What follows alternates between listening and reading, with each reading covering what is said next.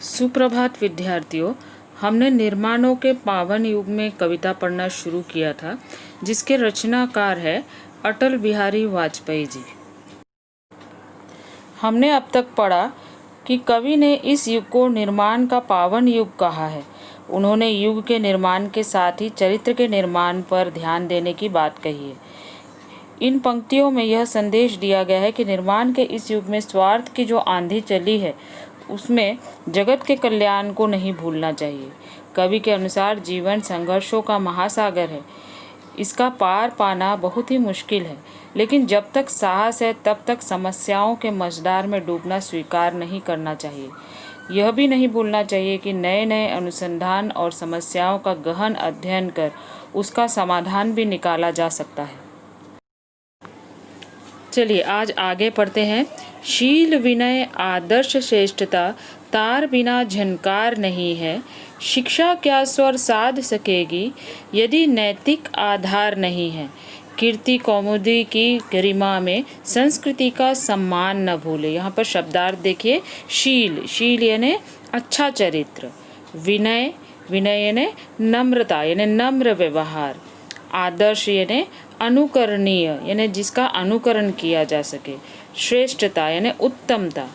झनकार, झनकार यानी झनझन का स्वर। साधना, सिद्ध करना। यहाँ पर साध सकेगी यानी यहाँ पर सिद्ध कर सकेगी। नैतिक, नैतिक यानी नीति संबंधी। कीर्ति, कीर्ति यानी यश, चमक, शोभा। कौमुदी, कौमुदी यानी चांदनी। गरिमा यानी महत्व या महिमा। शील विनय आदर्श श्रेष्ठता तार बिना झनकार नहीं है।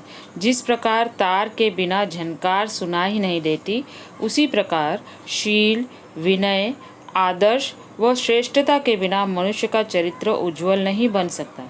यानी किसी वाद्य में जिस प्रकार तार न होने पर सुर नहीं गूंजेगा, उसी प्रकार से शील यानी अच्छा चरित्र, विनय यानी नम्र व्यवहार, आदर्श यानी अनुकरणीय व्यवहार, श्रेष्ठता यानी उत्तमता जैसे नैतिक मूल्यों के बगैर जीवन सुरमय नहीं बनेगा।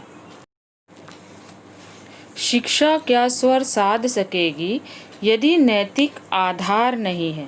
सच्ची शिक्षा वही होती है जिसका आधार नैतिकता हो। यदि किसी व्यक्ति में नैतिक आधार नहीं है तो उसकी शिक्षा किसी काम की नहीं है। कीर्ति कौमुदी की गरिमा में संस्कृति का सम्मान न भूले। मनुष्य को इस बात का ध्यान रखना चाहिए कि उसे यश, ख्याति, प्रसिद्धि रूपी उज्जवल चांदनी के गौरवमय प्रकाश में अपनी संस्कृति का सम्मान करना नहीं भूलना चाहिए। यहाँ फिर से यही लाइन्स आई हुई है। निर्माणों के पावन युग में हम चरित्र निर्माण न भूले। स्वार्थ साधना की आंधी में वसुधा का कल्याण न भूले। कवि ने इस युग को निर्माण का पावन युग कहा है। उन्होंने युग के निर्माण के साथ ही चरित्र के निर्माण पर ध्यान देने की बात कही है।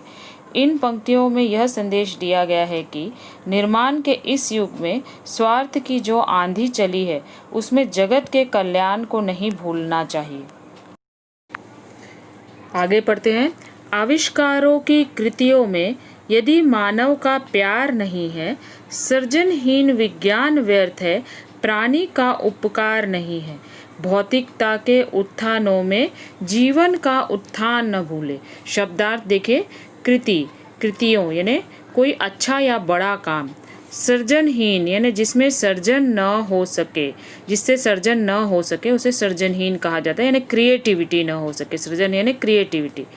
व्यर्थ, व्यर्थ यानी निरर्थक। उपकार यानी भलाई। भौतिकता यानी सांसारिकता। उत्थान, उत्थान यानी उन्नति। मनुष्य नए नए आविष्कार कर रहा है, पर यदि उस आविष्कार में मानवता की भावना नहीं है, शांति की कामना नहीं है, प्राणी मात्र पर उपकार करने का भाव नहीं है, तो सर्जनहीन विज्ञान यानी आविष्कार व्यर्थ है। मनुष्य को सांसारिक उन्नति के साथ ही अपने जीवन के उत्थान के बारे में नहीं भूलना चाहिए। जीवन की उन्नति तभी संभव है जब मनुष्य के हृदय में प्रेम, मानवता, नैतिकता व शांति का सृजन होगा। हमें अपने स्वार्थ साधना की आंधी में संसार के कल्याण की बात नहीं भूलनी चाहिए। निर्माणों के पावन युग में हम चरित्र निर्माण न भूले, स्वार्थ साधना की आंधी में वसुधा का कल्याण न भूले। कवि कहते हैं कि यह युग निर्माणों यानी विकास का है। यह युग बहुत पवित्र है, पर निर्माणों के साथ साथ चरित्र निर्माण भी बहुत ज़रूरी है। हमें इस बात को ध्यान में रखना होगा। निर्माण के सामने हमें चरित्र निर्माण की बात भूलनी नहीं चाहिए। हर ओर लोग अपना स्वार्थ सिद्ध करने में लगे हैं। कवि कहते हैं कि अपनी हित साधना की आंधी में हमें संसार के कल्याण की बात को भूलना नहीं चाहिए। प्रिय विद्यार्थियों, आशा करती हूँ कि यह कविता आप सबको समझ आ गई होगी।